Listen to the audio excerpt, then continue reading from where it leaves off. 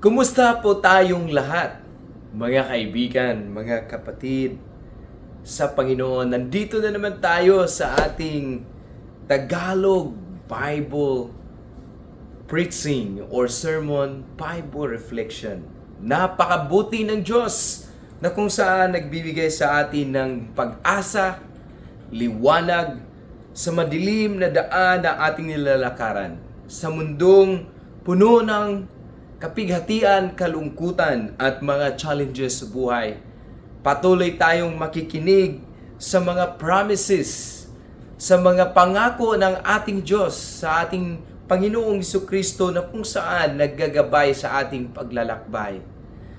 Mga kaibigan, mga kapatid, ang layunin ng ating patuloy na pagbabahagi sa salita ng Panginoong Jesucristo, sa salita ng Diyos, sa pamagitan ng kapangyarihan ng Holy Spirit, dahil sa tawag na ibinigay ng Panginoon sa buhay ko at sa aking patuloy na pagmamahal sa bawat tao, sa ating lahat, na tayo sana ay makatanggap ng buhay na walang hanggan, biyaya ng Diyos na kaligtasan mula sa Kanyang grasya, at lalo pa nating ma-enjoy ang mga pangako ng Diyos sa buhay natin, na kung saan yan yung layunin niya sa bawat tao.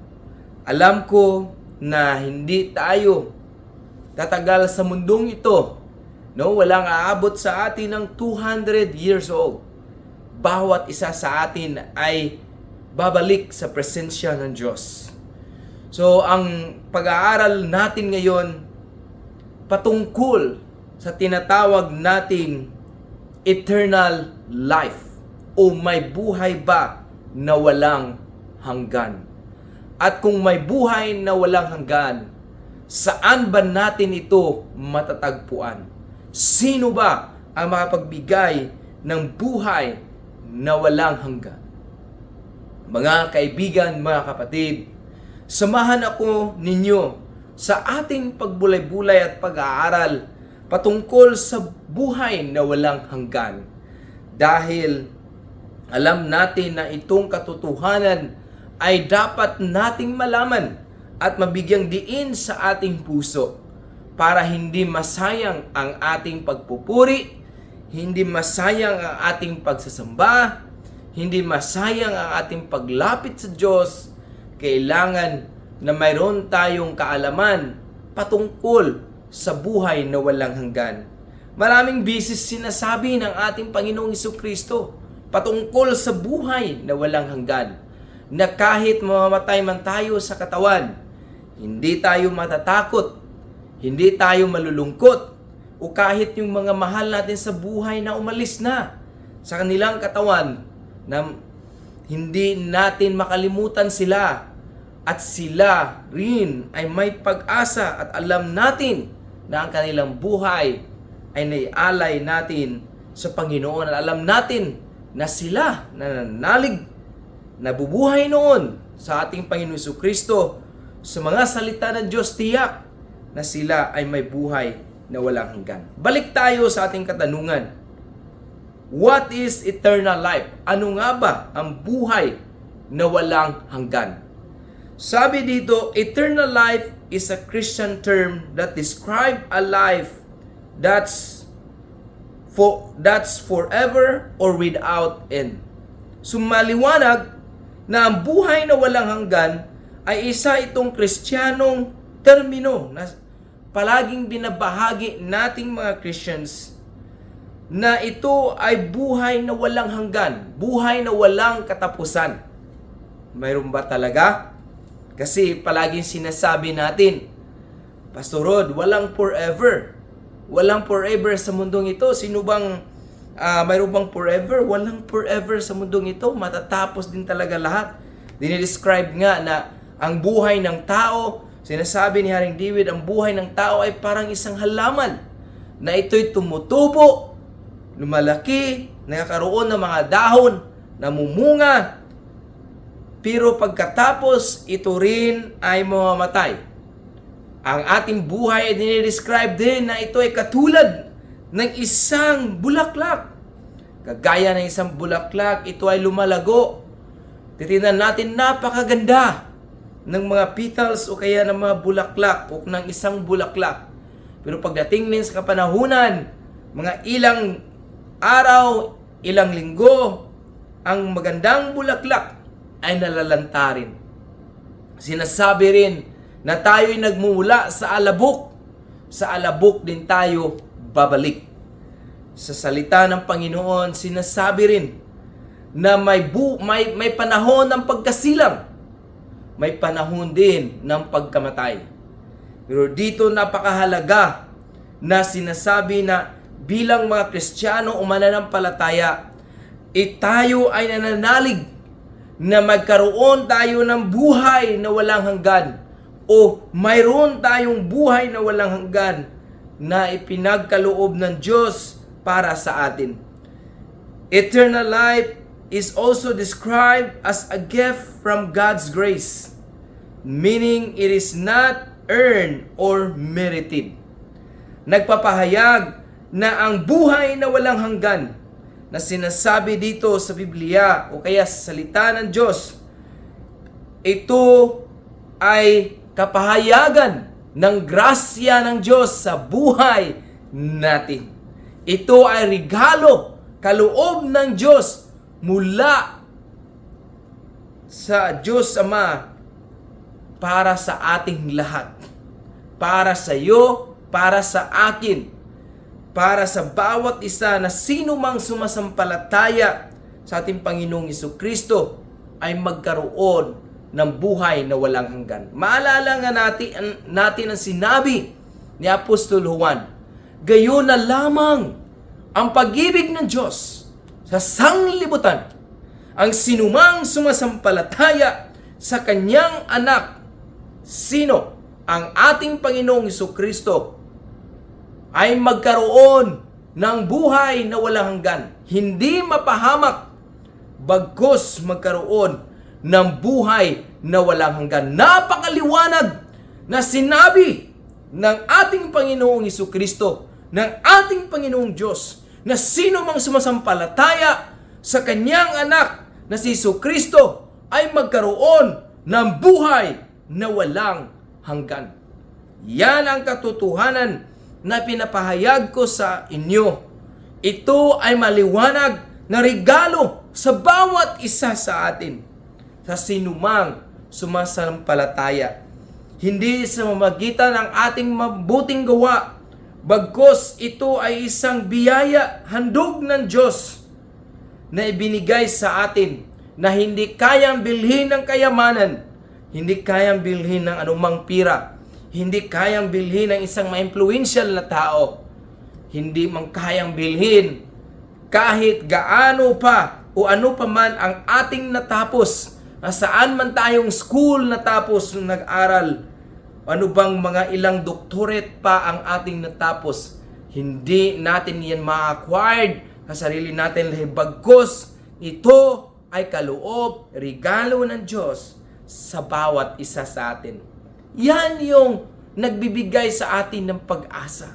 Yan yung nagbibigay, nagdudulot sa ating puso ng kaligayahan na bagkus tayo'y makasalanan, bagkus tayo'y nagkakamali, bagkus tayo'y naluko ni Satanas na kung saan dumating upang magsira ng ating buhay, magwasak ng ating buhay, ang Panginoon ay umibig sa atin. Pinapahalagahan tayo ng Diyos. Iniisip tayo ng Diyos upang tayo'y makabalik sa Kanyang presensya at makatanggap nitong buhay na walang hanggan. Kaya yan yung ginawa ng ating Panginoong Jesucristo. Siya ay namatay doon sa cross. Inalay niya ang kanyang buhay.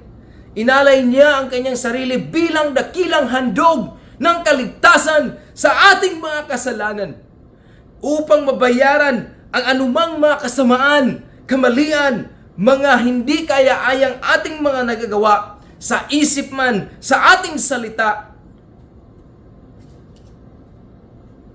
at mga bagay na kung saan hindi karapat-dapat sa presensya ng Diyos. Tayo'y minahal ng Diyos sa magitan ng kanyang anak sa kamatayan sa krus. Sa pagkamatay ng ating Panginoong Jesucristo, siya ay namatay, inilibing, at ang muling pagkabuhay ay nagpapahayag na tayo din, mga nanampalataya na nanalig sa ating Panginoong Jesucristo, at sino mang lumapit, sumuko sa kanilang buhay, tumanggap sa ating Panginoong Jesucristo, ay magkakaroon din ng regalo ng buhay na walang hanggan, kaligtasan sa kanilang kaluluwa, mula sa kapangyarihan ni Satanas, mula sa impyerno, mula sa kaparusahan na walang hanggan. Ito'y pinutol ng ating Panginoong Jesucristo, ang talikala na nakagapos sa bawat isa sa atin, papunta sa impyerno, na kung saan ang buhay na pangalawang buhay ng kaparusahan.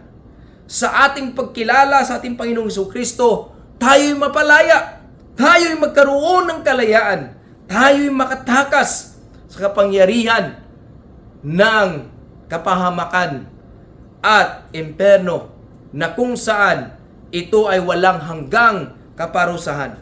Bagkus ikaw sa iyong pananampalataya sa ating Panginoong Jesucristo, magkakaroon tayo ng buhay na walang hanggan. Napakaganda namnamin na ang ating pananalig sa Panginoon, sa ating Panginoong Jesucristo, naghahatid sa atin sa buhay na walang hanggan. Marahil yung simbahan natin na kung saan nandyan tayo, nalulungkot tayo dahil nagkagulo-gulo. Hindi yan yung nagbibigay ng buhay na walang hanggan sa atin. Tinanong ko nga kanina, kanino ba tayo makakuha ng buhay na walang hanggan? Saan ba tayo makakuha ng buhay na walang hanggan? Yan ang sinasabi nga natin at binasa natin kanina at pinapahayag ko sa bawat isa sa atin na ang buhay na walang hanggan ay patuloy nating makakamtan at masusumpungan natin mula sa ating Panginoong Hesukristo. John 3 verse 15. Upang ang sinumang sumasampalataya sa akin sa Panginoong Hesukristo, kay Kristo Jesus, magkaroon ng buhay na walang hanggan. Naalala natin, sino mang sumasampalataya sa Panginoong Hesukristo, sa Panginoong Hesus, magkaroon ng buhay na walang hanggan. Siya ang magbibigay, siya ang makapagbigay ng buhay na walang hanggan. Purihin ang ating Panginoon. Napakabuti ng Diyos.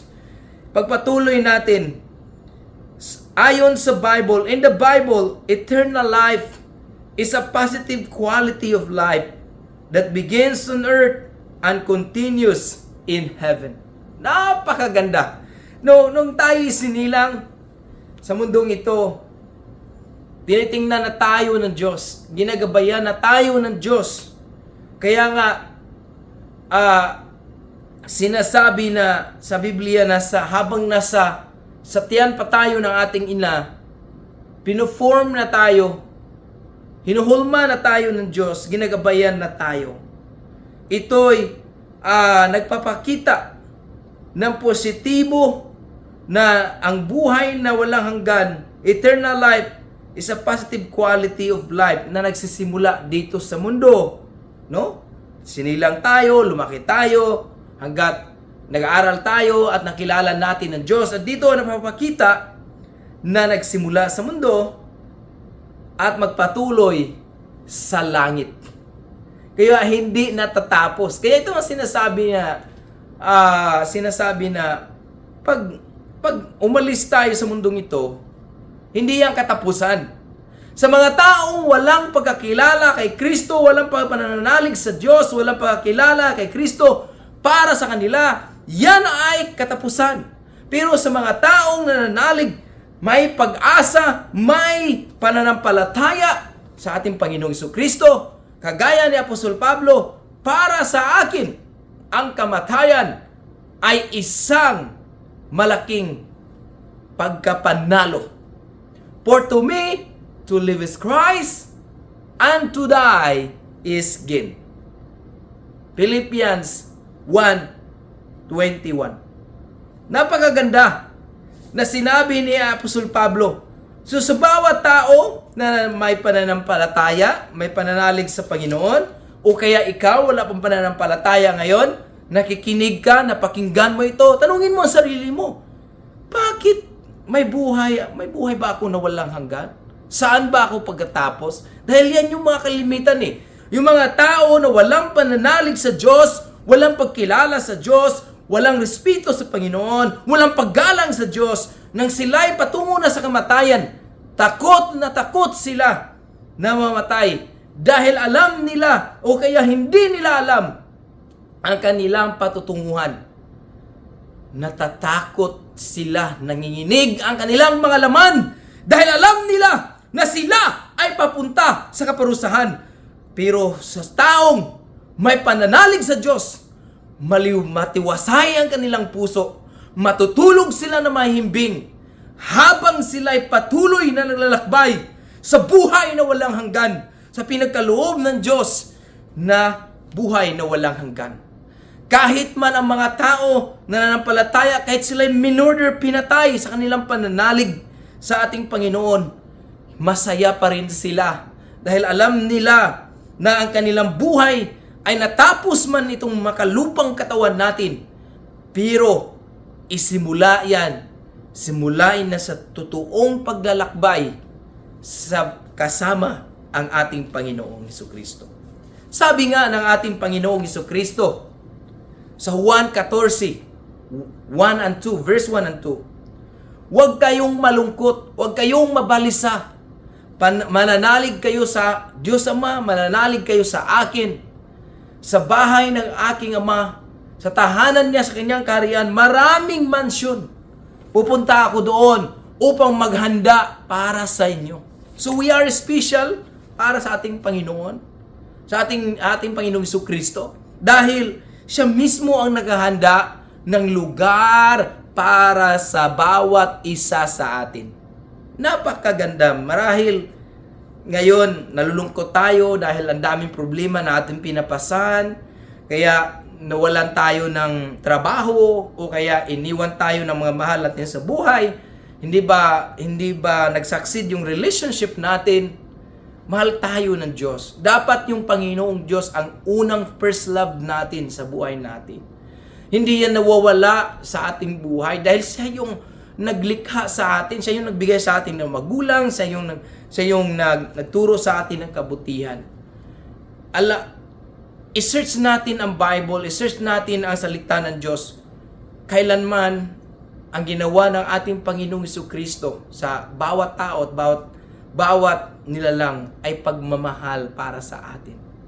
Ang ginawa ng Diyos para sa atin ay pagmamahal para sa atin. Tayo lang ang ayaw makinig. Tayo lang ang too much busy sa mga bagay sa mundong ito na dahil dyan, hindi na natin ma-experience ang pagliligtas ng Panginoon. Dahil alam naman natin, yung kaaway natin, si Satanas, si Satan, ayaw niya na matamasa mo ang buhay na walang hanggan. Ayaw niya na ikaw ay magkaroon ng kaligtasan. Ayaw na higit na ayaw niya na ikaw ay magkaroon ng buhay na walang hanggan dahil gusto niya na makasama ka niya doon sa pagtitiis at paghihirap sa impyerno, sa walang hanggang kaparusahan. Dahil alam natin na ang impyerno ay nakalaan ni Lucifer at sa kanyang mga masasamang anghel magpakailanman. Kaya gusto niya na lukuhin tayo, gusto niya na i-deceive tayo. Napakaliwanag yan na makikita natin na simula nung si Adan saka si Eva, napakaliwanag ang layunin ni Lucifer na sirain tayo mga tao. Kaya nirescue tayo ng ating Diyos sa pamamagitan ng ating Panginoong Hesukristo sa kanyang kamatayan ng sinumang sumasampalataya ay magkaroon ng buhay na walang hanggan. In verse 16, sapagkat ganito ang pag-ibig ng Diyos sa mga tao sa sanlibutan. Ibinigay niya ang kanyang bugtong anak upang ang sinumang sumasampalataya sa kanyang anak ay hindi mapahamak, kundi magkaroon ng buhay na walang hanggan. Sapagkat hindi sinugo ng Diyos ang kanyang anak dito sa mundo upang hatulan ng parusa ang mga tao, kundi upang sila ay iligtas. Yan ang kalayunin, upang tayo'y maligtas. In verse 18, ang sumasampalataya sa Kanya, kay Jesucristo, ay hindi hahatulan ng kaparusahan. Maliwanag, hindi hahatulan.